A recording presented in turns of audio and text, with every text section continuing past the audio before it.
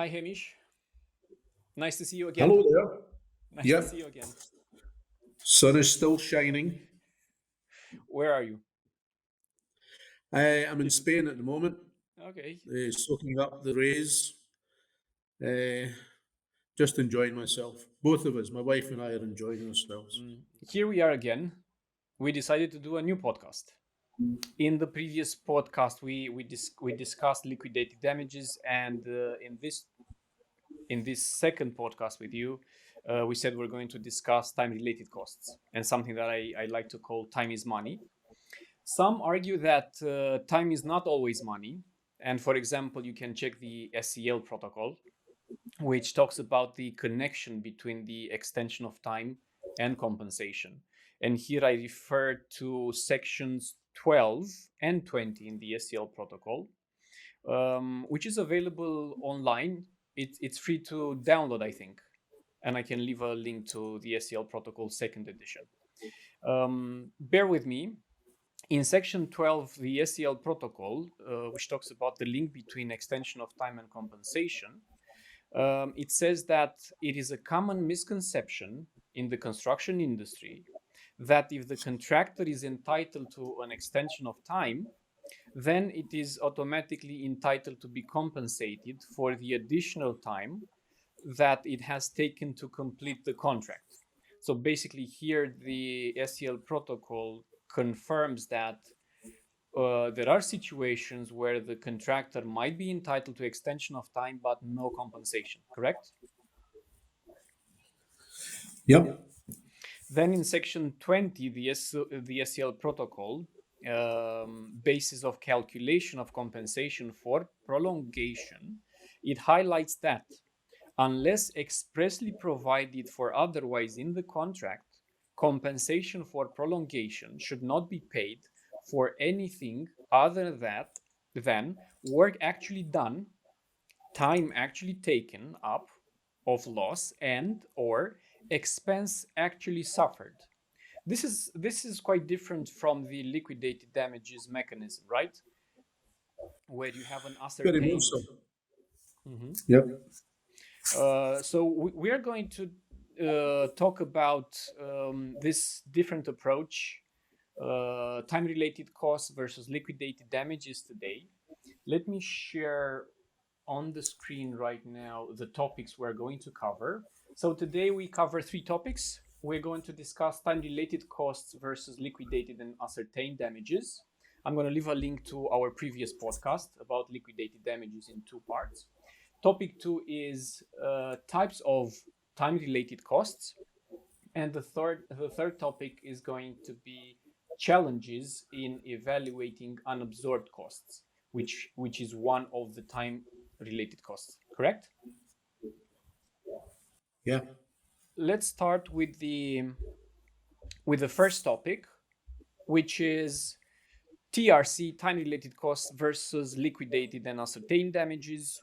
Why no ascertained TRC? You have the floor.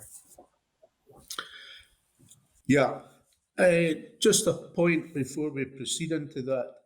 This business of an extension of time does not per se grant any costs associated with it.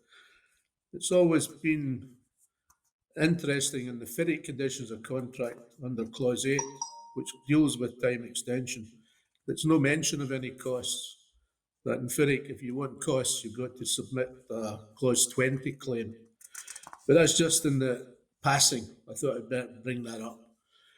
Okay, why no ascertained time related costs for contractors? As you mentioned in a previous blog, we discussed liquidated damages, also known as liquid ascertained damages or delay damages. I like to call them LAD, liquid ascertained damages, unless I'm in the FIDIC contract and it's obviously delay damages. Previously, we pointed out that perhaps the most important aspect of liquidated damages was a pre-agreed evaluation of the damages that an employer could claim, i.e., that the amount of damage was ascertained That word ascertain means that it's a pre-agreed Pre-agreed. amount set Yeah. into the contract. Yeah. Yeah. This amount was normally based on a rate per day of the delay period, that being the period between the contractual date for works completion and the actual date of completion. A cap is normally applied to the amount. In addition, the LAD should not be seen as a penalty, nor should the evaluation be in excess of what would be reasonably assessed as the employer's damages. So, if it's good enough for the employer to get LADs, why can't the same be done with the contractor? In this respect, we are considering an overrun of the construction period where the delay is seen to be the liability of the employer. That's what we would call an employer risk event. An overrun would qualify as an extension of time, which we call EOT, and thereby relieve the contractor of any liability to the employer for damage. In truth, there is no reason why there could not be a reciprocal version for contractors, except it's unlikely that neither the employer nor, more importantly, the contractor would condescend to agree. However, some contracts do in fact provide a facility to use ascertained rates for contract overruns caused by an employer's risk event. The new engineering contract, that's the NEC third and fourth editions, make such provision through choosing a cost plus fee as one of its formats. While such provision is admirable, it can lead to complications during tender evaluation when the maintenance of the competitiveness of bids is paramount. Now, I say this because I've been involved in tender evaluation. It's not everybody gets that opportunity to do that. And you can get a big problem if you're seeing within a tender a tender from one bidder, something that conflicts with something in another one. How do you balance it? How do you actually evaluate? So you've got to be careful when you're drafting a contract to keep the tender evaluation process in mind, even though sometimes it's a poor relation when forms of contract are being discussed. Yeah. It's also interesting to note that in NEC 3, there's a one format that caters for bonus being paid for the contractor's early completion of the works. I've been involved in putting in bonuses versus delay damages in some contracts. I tried it out with contracts for consultants when we were in Romania. How did that work? Not very well. All we got was additional claims. Yes. So you've got to be careful when you do these things. And I'm not necessarily going to recommend the bonus system, but if somebody's got the courage to do so, then let them do it. Yeah. Right. Well, some of the contractor's damage in an overrun can be ascertained. The varying nature of the works associated with delay are such that their extent and cost can't normally be ascertained until they actually happen. I.e., we normally end up looking at as-built and the site records. So that's the question number one. Yeah. So basically, the I'll main take that. difference is that for liquidated damages, you have a pre-agreed amount. You don't know Yeah. exactly what will be the loss for the employer if the contractor delays the completion of the project. But the parties agree from the very beginning, if the contractor delays the completion, we are going to pay X amount per day for critical delay.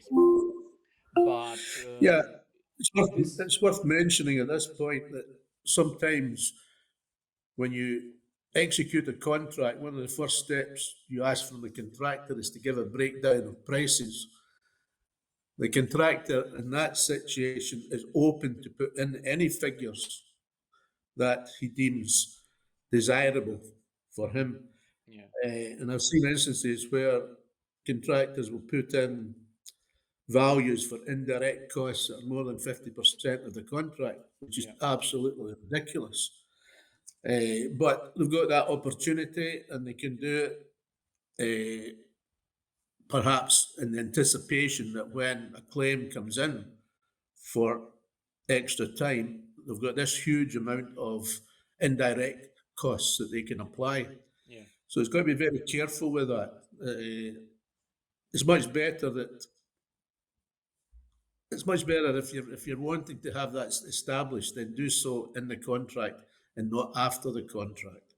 But as I say, that can lead to complications with evaluation. But what I see, for example, in the SEL protocol, to have a similar approach with the liquidated damages mechanism is not totally excluded, because the SEL protocol makes reference to a compensation mechanism similar to LDs, where it says arguments about proof of loss could be reduced or avoided altogether if the contract contained an agreed amount per day that can be applied to each day of prolongation. Why is that so difficult for the contractor to implement such a rate per day? Is it more difficult for him to come up with a figure at the beginning of the contract and say, okay, if the employer delays me, I will get X amount per day? Why is it more difficult for him to do it?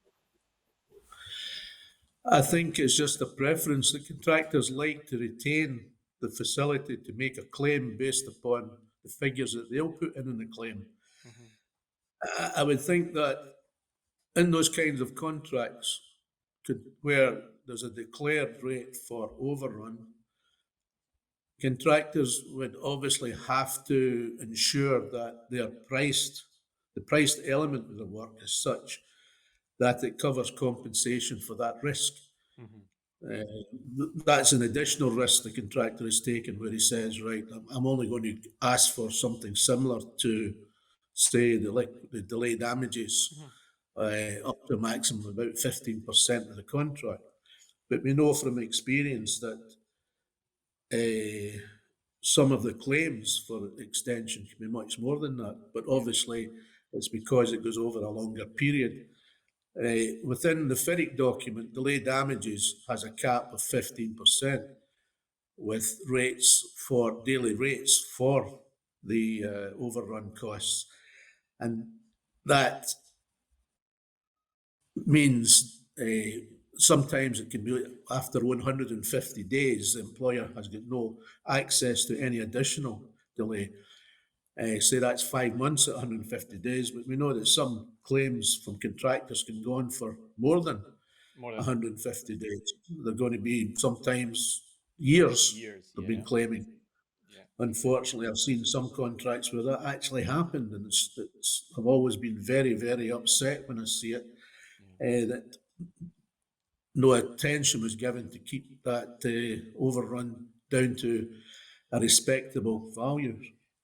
Some Yeah, I'll not name names, but I remember a project I was on where there were problems that were settled amicably with the parties, and the an addendum was to the contract was made, and that addendum had the contract works being completed within the next 4 months. But due to non-payment of one invoice, one IPC, and continual non-payment of IPCs within the specified time, that job was a suspension was issued by the contractor on something like 30 days before the scheduled date for completion. Yeah. And the works continued in suspension for something like 3 years. There was arguments, etc. Yeah. So you had a job there where the job could have been finished in 30 days, but it wasn't finished for the next 3 years. 3 years. Yeah. So that's exceptional, but it can happen if Yeah. contracts are not managed properly. Hence the preference from the contractor to calculate actual loss when they claim. Yeah, leave it open. They want to leave it open.